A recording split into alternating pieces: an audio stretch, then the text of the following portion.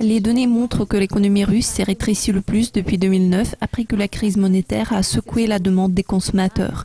Les actions des marchés émergents ont amorcé un cycle baissier après la dévaluation de la devise chinoise. Pour parler de l'impact sur le rouble, je reçois Tom Levinson de Sberbank Moscou.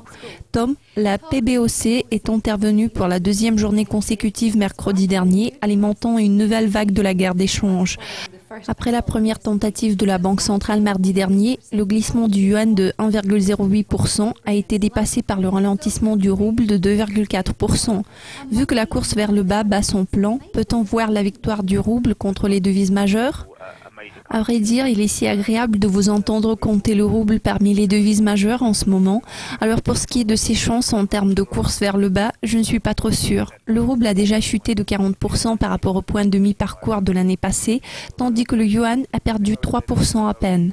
Alors je dois avouer que nous ne sommes pas très optimistes quant aux perspectives du rouble en ce moment. Le fait qu'il a tellement chuté au cours de la dernière année signifie qu'il n'est pas en mesure de suivre le rythme du ralentissement de certaines autres devises qui s'annoncent à l'horizon.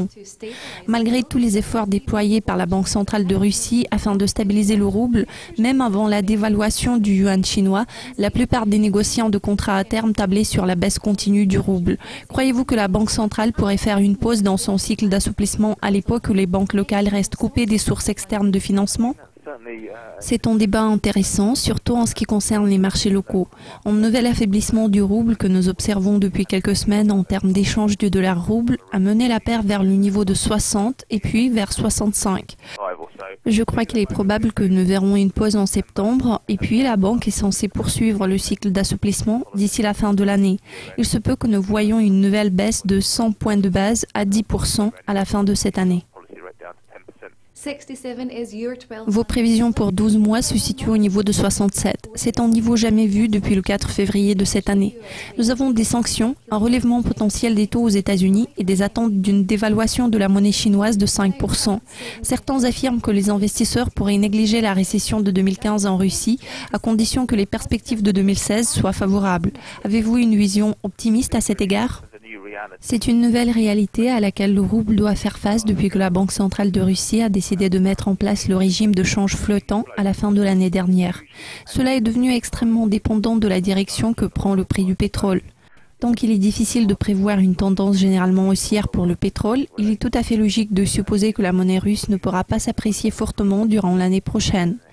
Dans le contexte du renforcement continu du dollar, et nous parions à la hausse du dollar, je crois que la plupart des devises vont en souffrir.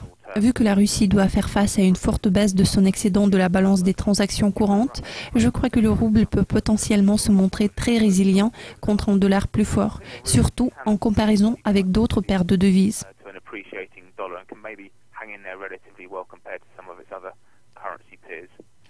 Tom, je vous remercie de vos commentaires et de votre participation. C'était un plaisir de discuter avec vous.